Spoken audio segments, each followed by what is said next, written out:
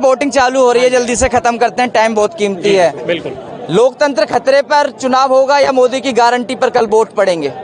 लोकतंत्र खतरे पे चुनाव होगा, निष्पक्ष चुनाव हो जाएगा। तो इस बार मैं साफ कह रहा हूँ आपको, 180 से 150 के बीच में ही सीटें रहनी है इनकी। निष्पक्ष चुनाव हो जाए तो शुरुआत से मैं इस बात को बोल के चल रहा हूँ। जैसा कि अभी आपने देख लिया कि 26 तारीख को अभी तो इलेक्शन है केरला में, और अभी से वहाँ पे ईवीएम की जो मॉक टेस्टिंग हुई है उसी में अभी से खामियां पकड़ी जानी शुरू हुई। जहाँ बटन दबा रहे हो, बटन बीजेपी का दबा रहा है। मोदी की गारंटी पे बोलता हूँ। मतलब वचन, गारंटी जो पुराने टाइम में बोलते थे, इतिहास के टाइम में, राम के टाइम, रामायण के टाइम में वचन, तो इनका वचन सुनो। 70,000 करोड़ अजीत पवार घोटाला, ये मैंने, आपने, किसी ने नहीं बोला, प्रधानमंत्री जी ने बोला। तो उनकी जबान मतलब क्या विश्वास करेगा, और अपनी पार्टी में मिला लेते हैं। 70,000 प्रधानमंत्री कोई आम आदमी है क्या? उनकी कोई, उनके पास कुछ पता होगा ना, उनको पता होगा ना।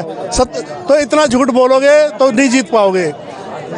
2 करोड़ रोजगार वगैरह और इतना कितने झूठ बोले हैं, 100 दिन में काला धन, तो ये सब खत्म हो गया। अब लोग पक चुके हैं, झूठ चलेगा नहीं, बदलाव आएगा बहुत तगड़ा। और 453 इंडिया लाइंस आ रही हैं।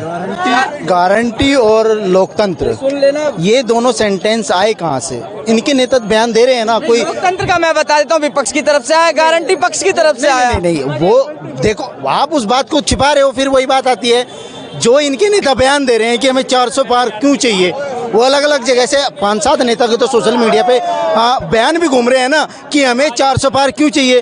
क्योंकि वो बार बार अपनी सभाओं में कह रहे हैं कि संविधान को चेंज करने के लिए सरकार तो कोई भी बना लेता है, संविधान को बदलाव, चेंज, उसमें कुछ भी करना हो तो उसके लिए 400 पार चाहिए। उनकी मानसिकता दिख रही है कि वो चेंज करना चाह रहे हैं, इसीलिए डेमोक्रेसी और गारंटी पे चुनाव हो रहा है।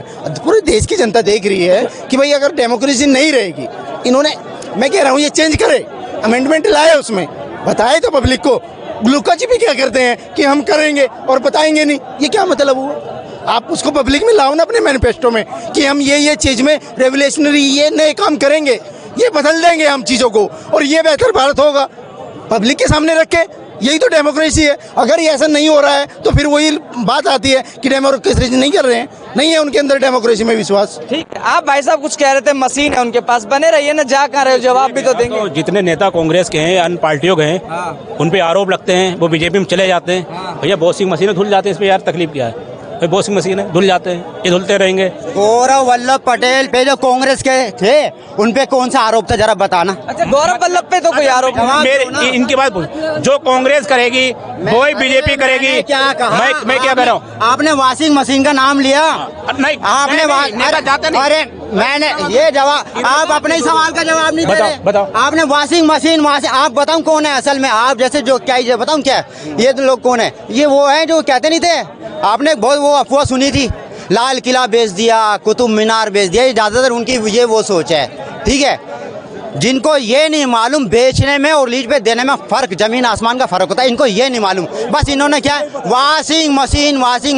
अरे भाई, ऐसे भी तो नेता हैं, ऐसे भी तो नेता। गौरव वल्लभ पटेल कांग्रेस के बड़े प्रवक्ता थे, रोहन गुप्ता, प्रमोद कृष्णम आचार्य, साधु संत टाइप क्या है। सवाल क्यों नहीं पा रही कांग्रेस अपने नेताओं को? आप बताओ, फंस गए हो आप? इनने मुझसे कहा ऐसे लोग हैं, कौन से लोग हैं ये मालूम? हम बताता हूँ आपको, जो संविधान बदलने की बात करते हैं वो लोग हैं। अभी किसने करी संविधान बदलने की बात? भाई बीजेपी के नेता ही कह रहे हैं।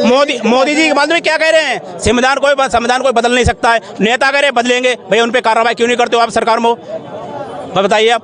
दूसरी बात है, संविधान कोई नहीं बदल सकता है, ये झूठ अफवाह फैलाना बंद करें। और जो आपके जो नेता जो कह रहे हैं लोगों के, क्या संविधान बदला जाएगा, इसमें चेंज होगी, या फिर प्रधानमंत्री ये कह देना चाहिए भाई संविधान मान दो मैं चेंज करेंगे, या मान दो मैं अपने नेता को रोकना चाहिए। भाई क्यों नहीं रोक रहे हो?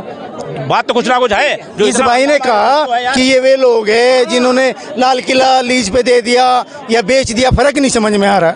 इन पे लाल किला नहीं संभला सरकार पे, इन्होंने लीज पे दे दिया। मैं कह रहा हूँ कल को देश की पब्लिक ना संभली इन सरकारों पे तो ये लीज पे दे देंगे जनता को।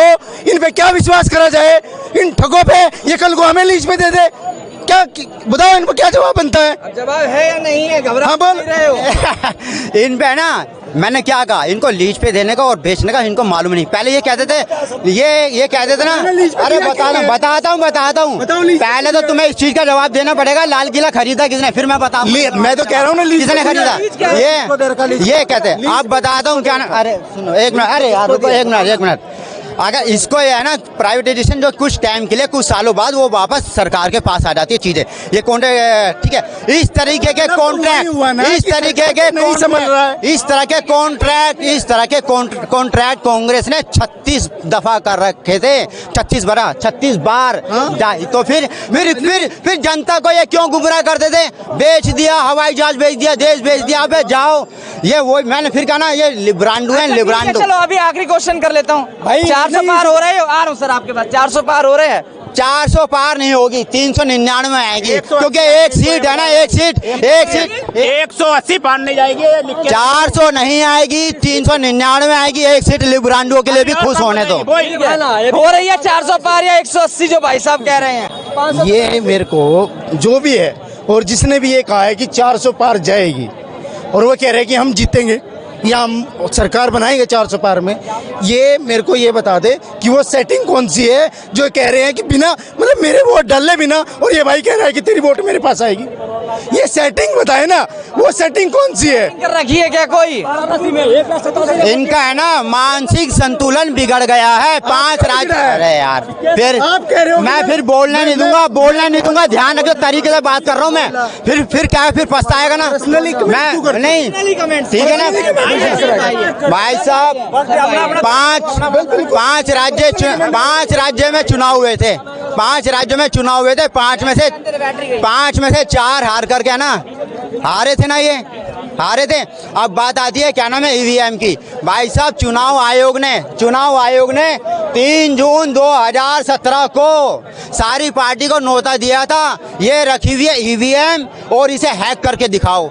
एक नेता नहीं पहुंचा था इनका। अब बताओ क्यों नहीं पहुंचा था, बताओ। अब देखो मौका मिला तब गए नहीं, अब रो रहे हो ईवीएम के लिए, तो गलत बात है ना भाई। बोलो। हाँ, जो एप्लीकेशन डाली गई है और सुप्रीम कोर्ट में बाकायदा वे लोग धरना दे रहे हैं जो इस काम को कह रहे हैं। बड़े भाई ये चलो ठीक है, मान लिया ईवीएम आप कहते हो गड़बड़ है, लेकिन ये पार्टी अपने मैनिफेस्टो में क्यों नहीं लिखती कि मैं चुनाव नहीं कराएंगे जीतने के बाद? ये मैं नहीं कह रहा हूँ, ये इनके मार्गदर्शन मंडल में जो नेता के पूर्व बहुत ही मान्य नेता, उन्होंने पूरी किताब लिखी थी आडवाणी जी ने, मैं तो वो पढ़ी थी, मुझे किसी ने नहीं बताया। बाजी इस बार सेटिंग से जीतोगे क्या ईवीएम में? ईवीएम की सेटिंग से 400 आ रही है या मेहनत से आएंगी? मेहनत से आएंगी। मोदी जी ने भारत 140 करोड़ लोगों का दिल हैक किया है। देखो ईवीएम हैक नहीं किया। ईवीएम इस बात, आज सारा बच्चा मोदी कर रहा है, देश वाला भी और विदेश वाला भी। बिल्कुल, वो कह रहा है रोजगार दो, वो 2 करोड़ रोजगार मांग रहा है। देखो बात जायज। एक मिनट सुनो, ये कांग्रेस की बात कर रहे हैं ना, कांग्रेस ने बोला हम सत्ता पे। मैं कभी अभी एक युवा आया, वो भी रोजगार, भाई साहब सुनो, अभी सुनो, एक युवा आया वो रोजगार मांग रहा था उस चैनल पे। चैनल वाले ने पूछा हमारे भारत का होम मिनिस्टर कौन है, वो बता नहीं पाया। वो कहता मैंने रेलवे में भी फार्म भरा, मैंने यहाँ, जिसको यही नहीं मालूम होम मिनिस्टर कौन है, वो क्या पढ़ा लिखा है मेरे भाई। आप लोग, कोई जरूरी थोड़ी सरकारी नौकरी होती है। मेरे को भी नौकरी नहीं मिली, मैंने भी छोटा सा काम किया, अपने बच्चे पाले, बच्चों को पढ़ाया लिखाया। सबको सरकारी नौकरी कैसे मिल सकती है? और फिर इनके अंदर काबिलियत नहीं है, सबसे बड़ी बात है बेटे, इनके अंदर काबिलियत नहीं है। ठीक है, काबिलियत होगी तो नौकरी मिलेगी, लेकिन कल पहले चरण का चुनाव होने जा रहा है। सांसें थाम लीजिए, क्योंकि 4 जून को रिजल्ट आएगा। 400 पार होगा या फिर इंडिया अलायंस सत्ता में आएगा, या बीजेपी का ये विजय रथ रुकेगा? एक बात तो मैं कहना भूल गया, ना राहुल ना प्रियंका, 4 जून को बजेगा मोदी जी का डंका। जनता, ना राहुल ना प्रियंका, 4 जून को बजेगा बीजेपी का डंका। जनता है, जनता जनार्दन है, इन्हीं को वोट करना है। यही तय करेंगे कि 2024 में देश का प्रधानमंत्री कौन होगा।